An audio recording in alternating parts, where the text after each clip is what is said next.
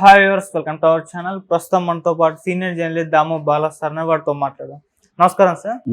Sir, Jagan గారు 10 ఏళ్లుగా అక్రమాస్తుల కేసులో బెయిల్ మీద ఉండడం మనం చూస్తున్నాం. అయితే అధికారంలో ఉన్నప్పుడు దీని గురించి పెద్దగా ప్రస్తావన రాలేదు. అయితే ఇప్పుడు అధికారం కోల్పోగానే ఈ అక్రమాస్తుల కేసులో వేగం పెరిగింది, దీని గురించి చర్చకు వచ్చేసింది అని అంటున్నారు. మరి హైకోర్టు కూడా రియాక్ట్ అయిందంట కదా, ఏ విధంగా రియాక్ట్ అయింది సార్? జగన్ కేసులు వేగం పెరుగుతుందా అనేది ఆల్రెడీ చర్చ వచ్చింది. అంటే జగన్ మీద ఉన్న అక్రమాస్తుల కేసులు ఓవరాల్గా ఒక 18 కేసులు ఉన్నట్టున్నాయి, ఒక 11 ఈడీ అండ్ 7 సిబిఐ. సో ఈ కేసులలో జగన్ ఇప్పటి వరకు ఏంటంటే పోస్ట్పోన్ అవుతుంది. గత 10 ఏళ్ల నుంచి జగన్ బెయిల్ మీద ఉన్నాడు. దీని గురించి మనం అనేకసార్లు చెప్పుకున్నాం. జగన్ని బెయిల్ మీద 10 ఏళ్ల నుంచి ఉంచడానికి కారణం ఏంటంటే మోడీకి జగన్ అవసరం ఉంది కాబట్టి జగన్ని ఇలాగ ఉంచాడు. అంటే మోడీ ప్రభుత్వం ద్వంద్వ వైఖరి అనేది ఉంటుంది. తమకు అనుకూలంగా ఉండి తమకి పనికి వస్తూ ఉంటేమో వాళ్ళ మీద ఎన్ని కేసులున్నా ఎవరు పట్టించుకోరు. తమకి ఇబ్బంది పెట్టే పార్టీలు కావచ్చు, తాము ఆ పార్టీలని నాశనం చేయాలనుకున్నప్పుడు కూడా ఆ పార్టీల్లో ఏదో కేసులు ఇరికించి వాళ్ళని అవినీతి పరులను చేసి వాళ్ళని ఇబ్బందులు పెట్టడం, జైలుకు పంపించడం అనేది చేస్తుంది. ఆ క్రమంలోనే ఇక్కడ కవితని జైల్లో పెట్టింది ఢిల్లీ లిక్కర్ కేసులో. తర్వాత కేజ్రీవాల్ని జైల్లో పెట్టారు. ఆప్ మొత్తాన్ని నాశనం చేయాలని ట్రై చేశారు. తర్వాత హేమంత్ సొరేన్, ఆయన సీఎం, ఇద్దరు సీఎంలను ఇప్పుడు జైల్లో పెట్టింది. ఇద్దరు సీఎంలు జైల్లో ఉన్నారు. ఇవన్నీ కూడా నిజానికి మోడీ ప్రభుత్వానికి వ్యతిరేకంగా ప్రజల్లో అభిప్రాయాలు రావడానికి పనిచేశాయి. అందుకనే ఇవాళ మోడీ ప్రభుత్వం దాని ఫలితాన్ని అనుభవిస్తుంది. సో అంటే తమకు ఎదురు లేదు, తాము ఒక నియంతలాగా మోడీ ప్రవర్తించాడు. సో దాని ఫలితాన్ని ఇప్పుడు అనుభవిస్తున్నాడు. ఇప్పుడు ఏంటంటే ఆయన చంద్రబాబునైతే పక్కన పెట్టి చాలా హ్యూమిలేటింగ్గా డీల్ చేశాడు చంద్రబాబుని. కనీసం చంద్రబాబు గారు అని కూడా పిలవలేదు. ఆయన ఇక్కడ చిలకలూరుపేట సభలో వచ్చినప్పుడు చంద్రబాబు పవన్ కళ్యాణ్ అనే అన్నాడు తప్ప చంద్రబాబు జీ అని అనలేదు. ఇప్పుడేమో చంద్రబాబు జీ అంటున్నాడు, ఆయన పక్కన కూర్చోబెట్టుకుంటున్నాడు, అన్నీ చేస్తున్నాడు. ఎందుకంటే ఆయనకు అవసరం వచ్చింది కాబట్టి. ఎవరైనా రాజకీయ నాయకులు అలాగే ప్రవర్తిస్తారు. బట్ కొన్ని బేసిక్ ఇవి ఫాలో కావాలి. అది కూడా ఫాలో కాకుండా నాకు తిరుగులేదనే పద్ధతిలో మోడీ నేను నేను నేను అంటూ వెళ్ళిపోయాడు. ఇప్పుడు మేము మేము మేము అనాల్సిన పరిస్థితి ఆయనకి ఏర్పడింది. ఇప్పుడు నేను అనలేడు పక్కన, ఎందుకంటే చంద్రబాబు ఇటు పక్కన నితీష్ కుమార్ కనిపిస్తారు. నేను అన్నానంటే వీళ్ళిద్దరికి కాలుతుంది. అందుకని మేము అనాల్సిన పరిస్థితి కల్పించారు ఆయనకి. సో ఈ కాంటెక్స్ట్లో జగన్ని ఇప్పుడు మోడీ జైలుకు పంపించే అవకాశం ఉందా అంటే ఈ కేసులో ఇక్కడ 2 అంశాలు ఉన్నాయి, లీగల్ అండ్ పొలిటికల్. మామూలుగా లీగల్ అయితే కోర్టులు ఈ కేసులన్నీ కూడా కోర్టులో ఉన్నాయి. ఇప్పుడు ఫర్ ఎగ్జాంపుల్ మనం 130 డిశ్చార్జ్ పిటిషన్లు ఈ కేసులో ఉన్నాయి. ఆ కేసులకు సంబంధించి అన్నీ కూడా వాదోపాదాలు అన్నీ అయినాయి. అయినాక జడ్జిని మార్చేశారు. కొత్తగా ఇప్పుడు రఘురామ్ అనే ఒక జడ్జి వచ్చారు. ఆయన ఇప్పుడు మళ్ళీ మొదటి నుంచి వినాలి. మొదటి నుంచి విని మళ్ళీ వాదనలు జరుగుతాయి. ఇదంతా లేట్ అవుతుంది. ఒక పక్క సుప్రీంకోర్టు ఏమో అనేక సార్లు ప్రజాప్రతినిధి మీద ఉన్న కేసుల్ని త్వరగా డిస్పోజ్ చేయండి, త్వరగా చేయండి అని చెబుతూ ఉంది. కానీ ఇక్కడ ప్రాబ్లం ఏంటంటే చాలామంది ఏమనుకుంటారంటే గవర్నమెంట్ అనుకుంటే త్వరగా కేసులు వస్తాయి, గవర్నమెంట్ అనుకోకపోతే త్వరగా రావు అని చాలామంది అనుకుంటుంటారు. గవర్నమెంట్ అందులో కొంత వాస్తవం లేకపోలేదు. గవర్నమెంట్ అనుకుంటే త్వరగా ఎప్పుడు వస్తాయంటే ఈ ఇన్వెస్టిగేటివ్ ఏజెన్సీలు దీని మీద ప్రయారిటీ చూపించి అవి పిటిషన్లు వేయడం, ఛార్జ్షీట్లు పెట్టడం చేసినప్పుడు వస్తాయి.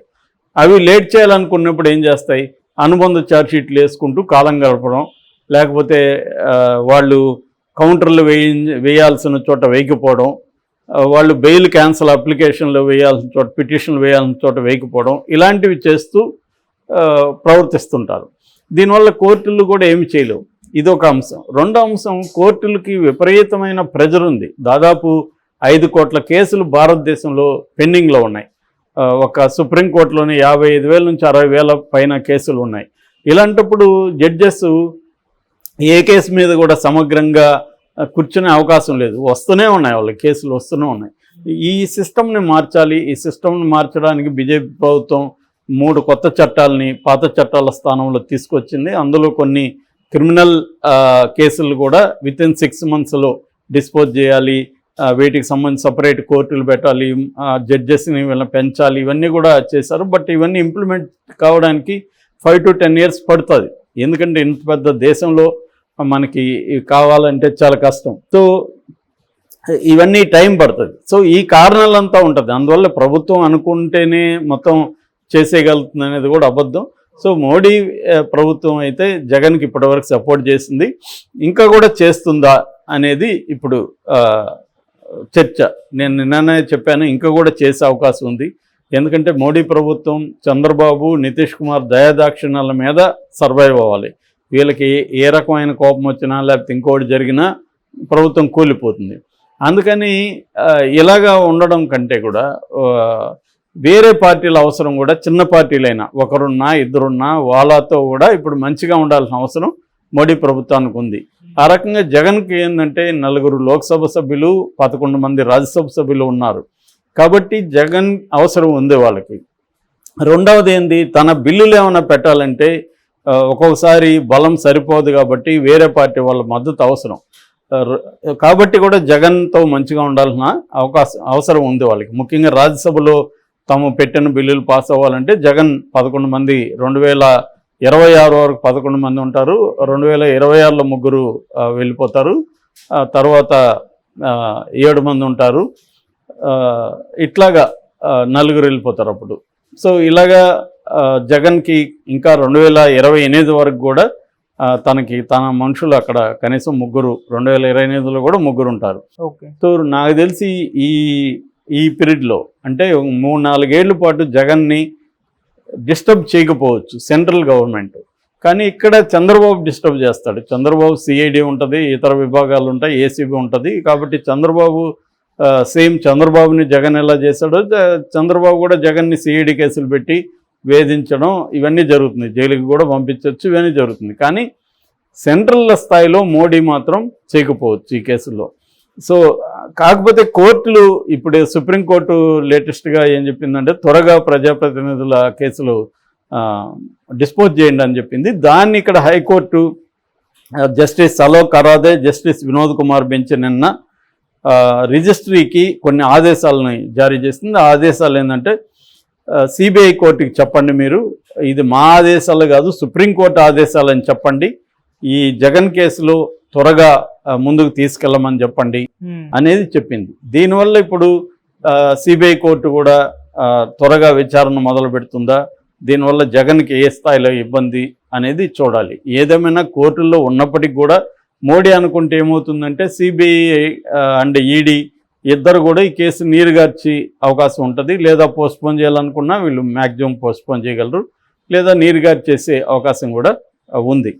కాబట్టి ఇక్కడ ఈ స్పీర్లో చంద్రబాబు ఇన్ఫ్లుయెన్స్ చేయలేకపోవచ్చు మోడీని, ఎందుకంటే మోడీకి అవసరం కాబట్టి మోడీని చంద్రబాబుని కొంత రిక్వెస్ట్ చేయొచ్చు, ఈ కేసులో మమ్మల్ని మీరు ప్రెజర్ చేయకండి, మాకు ఆయన అవసరం ఉంది అనేది చేయొచ్చు. ఎందుకంటే చంద్రబాబు కూడా వేరే చాలా అవసరాలు మోడీ ప్రభుత్వంతో ఉన్నాయి ఇవాళ. ఎందుకంటే ఆంధ్రప్రదేశ్కి అనేక అవసరాలు ఉన్నాయి, పోలవరం ప్రాజెక్టు ఉంది, తర్వాత ప్రత్యేక హోదా కానీ లేకపోతే బుందేల్ఖండ్ తరహా ప్యాకేజ్ కానీ ఇలాంటివి తేవాల్సిన అవసరం ఉంది.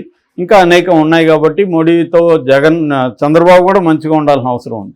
మంచిగా ఉండి ప్రెజర్ చేసి తీసుకురావాలి తప్ప లాజికల్ ఎండ్ వరకు లాగకూడదు. అంటే నాకు ఇది జగన్ విషయంలో నువ్వు ఇది చేయకపోతే నేను విత్డ్రా చేసుకుంటా అనే కైండ్ ఆఫ్ బ్లాక్ మెయిలింగ్ అనేది చంద్రబాబు కూడా చేయడని నేను అనుకుంటున్నాను. ఎందుకంటే ఆయనకు మెచ్యూరిటీ ఉంది, అనుభవం ఉంది, ఏ విషయంలో ప్రెజర్ చేయాలి, ఎట్లా చేయాలి ప్రెజర్, ఇవన్నీ కూడా ఆయనకు తెలుసు.